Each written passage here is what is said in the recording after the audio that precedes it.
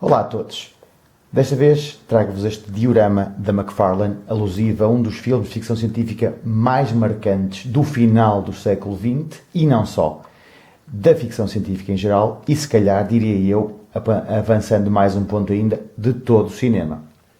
Ora bem, então para conversarmos um bocadinho sobre este diorama, temos que, sem dúvida alguma, ir buscar o Matrix, aquele filme que em 1999 viria revolucionar por completo o panorama como nós vemos os filmes de ficção científica. Primeiro, sem dúvida alguma, devido aos seus inovadores efeitos especiais, na altura aquele super slow-mo que nos permitia ver as trajetórias das balas e que tantas vezes foi imitado ao longo da história do cinema, mas muito mais importante que isso, uma história com pés e cabeça, uma história contada de uma forma empolgante, que vai buscar trejeitos de filosofia, trejeitos de diversas histórias que já populavam o nosso imaginário e que inclusivamente já tinham sido utilizadas por Hollywood, nomeadamente toda a questão das máquinas escravizarem os homens e utilizarem-nos para serem seus, como eu acabei de dizer, escravos. Mas para além disso, há um contorno, uma mistura muito recente, muito inovadora para essa altura, que acaba por criar um filme a todos os títulos excepcional. 99 provou ser um ano absolutamente fantástico para os irmãos Wachowski, Andy e Larry, com um orçamento mais ou menos estimado de 65 milhões de dólares, eles conseguiram ter um retorno de mais de 450, o que lhes permitiu, obviamente, fazer o quê? 2 sequelas. Fazer o Matrix Reloaded e o Matrix Revolution. Ambos saíram em 2003. Acontece o seguinte, ao entrarmos por aqui, ao entrarmos no conceito de trilogia, acontece a serialização da história. Ou seja, eu recordo-me perfeitamente de ter ido ao cinema em maio de 2003, e ter ficado preso naquela cena empolgante em que o filme para e tive que esperar 6 meses para ver como se concluía a história do Matrix.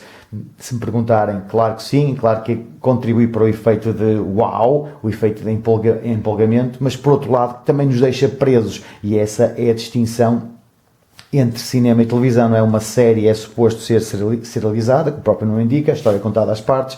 O cinema, nem por isso. Pronto, mas mais uma vez, não foi a primeira vez, nem a última vez que isto acontece. Claro que um universo cinematográfico tão rico como o do Matrix teria que ser passado para a cultura pop, nomeadamente para as figuras de ação, e foi feito por quem? Pelo McFarlane.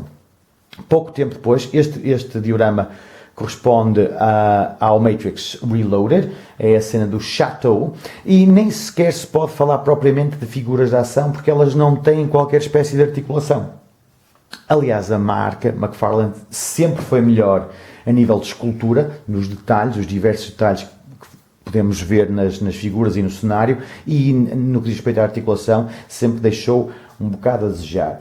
Então, o que é que nós... Este dioramazinho é mais ou menos contemporâneo do Matrix Reloaded, portanto, diria eu 2004, 2005, eu tentei procurar na parte de baixo, mas ele não tem um ano, o que não é todo normal, que eles normalmente costumam pôr a data em que estas coisas são feitas.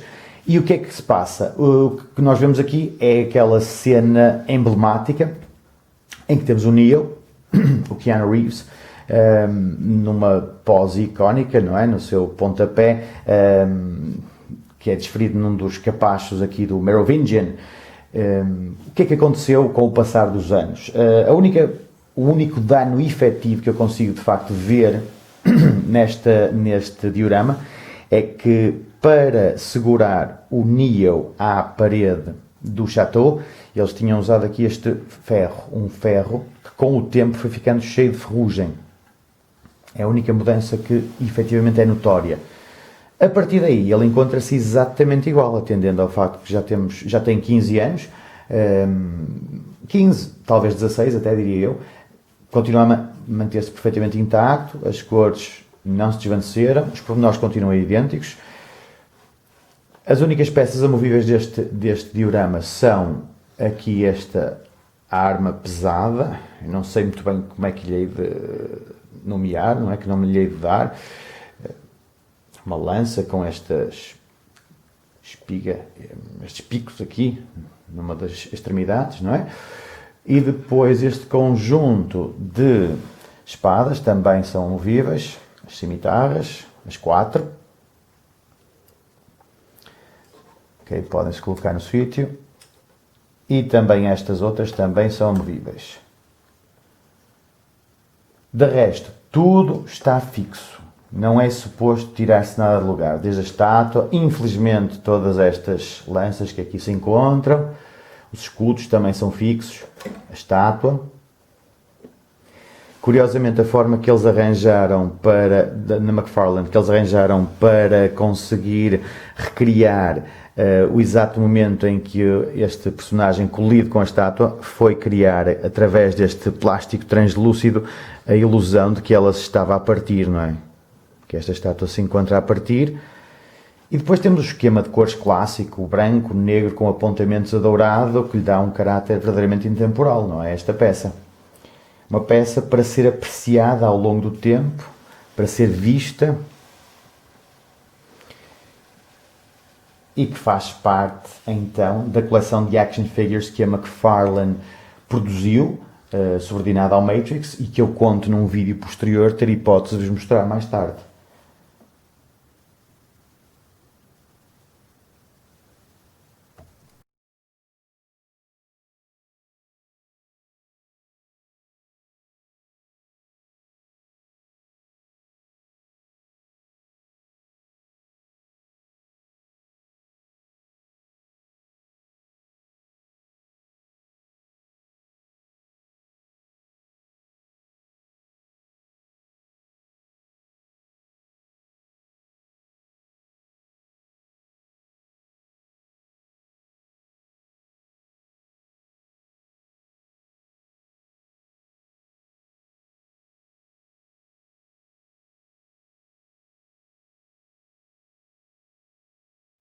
Tal como todos os universos cinematográficos tremendamente populares, fico sempre com uma pontinha de receio quando ouço dizer que se vai voltar.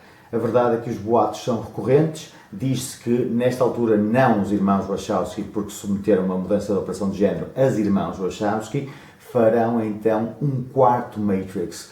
Não sei se é bom ou se é mau, por outro lado, não sei se não passará somente de um rumor.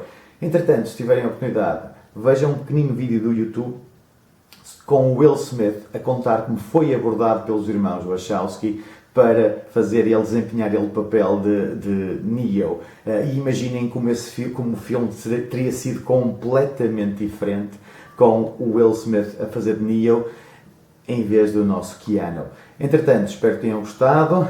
Aqui está um exemplo de um diorama da McFarlane, para mim, ao seu mais elevado nível. Se gostaram do vídeo, digam-me qualquer coisa. Se querem continuar a ver vídeos deste teor e de outros semelhantes, já sabem o que têm de fazer. Enquanto eles não aparecem, vemos por aí.